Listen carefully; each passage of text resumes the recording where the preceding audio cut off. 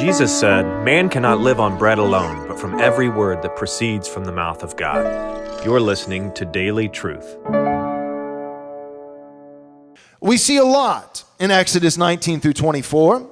We see this profound scene of Israel coming to the base of the mountain. And they're preparing themselves and cleansing themselves so that on the third day, God might come and speak to them. But the mountain begins to tremble, and smoke begins to descend on the mountain, and there's a fire blazing in the center of the smoke. And the people cry out and say to Moses, "You go and speak to God on our behalf. We don't want God to speak to us directly, for we would surely die. You go, be our mediator. Mediate for us." Moses is a type of Christ in this sense. He speaks to God for the people, intercession, and he speaks to the people for God, the role of prophet. And so Moses is a type of Christ. He goes up to the mountain, he receives from God the commandments, and he brings them back to the people. And all this occurs in a profound way where God's presence is visible in this particular case and tangible. They do not see the invisible God, but they do see a theophany. They do see the smoke and the fire that descends on the mountain, the visible presence of Yahweh. But it is not only the presence of God that is there that day when the law is delivered from God through Moses to Israel.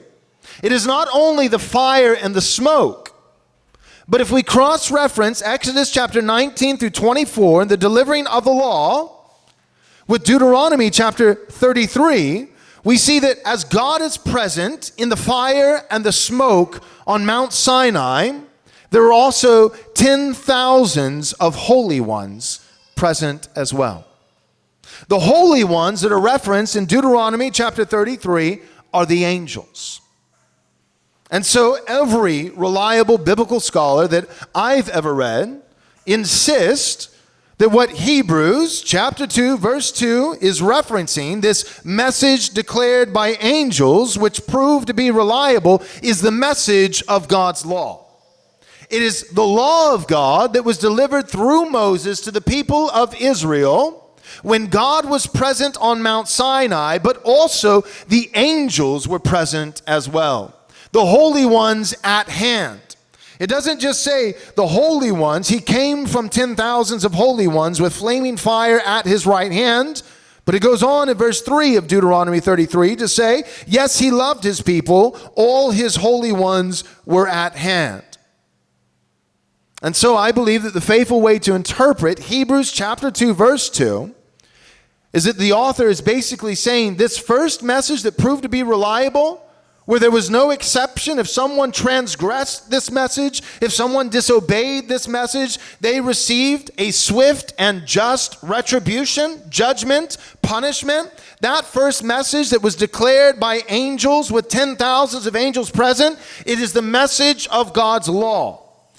I believe the author to the Hebrews is referencing the moment when the law of God was delivered at Mount Sinai and the angels were there. It was declared by angels and by Moses. Exodus chapter 19, verse 17 through 20 says this, "Then Moses brought the people out of the camp to meet God." This is right before Exodus 20, where we find the 10 Commandments that we read in our worship liturgy every single Lord's Day. Right before, setting the scene, Exodus chapter 19. "Then Moses brought the people out of the camp to meet God, and they took their stand at the foot of the mountain. Now Mount Sinai was wrapped in smoke because the Lord had descended on it in fire. The smoke of it went up like the smoke of a kiln, and the whole mountain trembled greatly.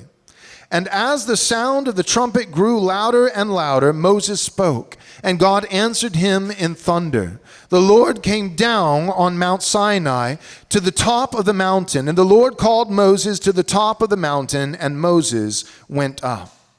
Exodus 19, right before Moses receives the 10 Commandments from the Lord, we see that Mount Sinai was wrapped in smoke because the Lord had descended on it in fire. So this is Mount Sinai, the Lord present in a theophany with smoke and fire. Exodus 19, right before Moses goes up to receive the law. Where do we also find smoke and fire? Deuteronomy 33. He came from 10,000s of his holy ones with flaming fire at his right hand. So Deuteronomy chapter 33 just gives us a further, more detailed description of the scene of Exodus 19 through 24. Exodus 19 through 24, what is the message in that text? The law.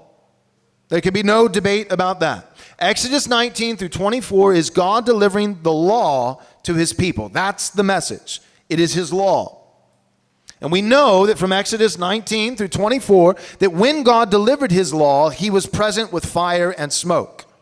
But if we cross-reference to Deuteronomy chapter 33, we see that in the same scene, the same moment when God is present on the mountain with fire and smoke, there are also 10,000s of holy ones, namely angels.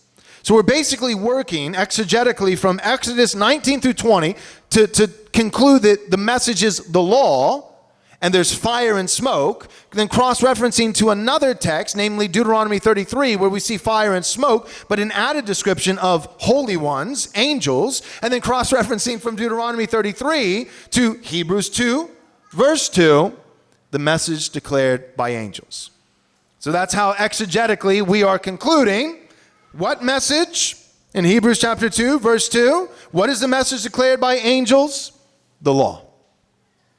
So, all that now being covered, the exposition out of the way, the short summary is this.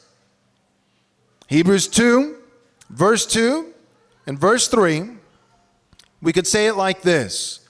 If the law proved to be reliable, and anyone who transgressed the law received a just retribution, how much more seriously should we take the gospel? How much more careful, how much closer attention should we pay not merely to the message of God's holiness in the law, but the message of God's grace through Jesus Christ? Wait. Real quick, before you go, do me a favor. Subscribe to our YouTube channel. Click the bell so you'll be notified with all our new content as it comes out on a daily basis. And if you're willing to support this ministry, you can do so by going to rightresponseministries.com/donate. Thanks so much. God bless.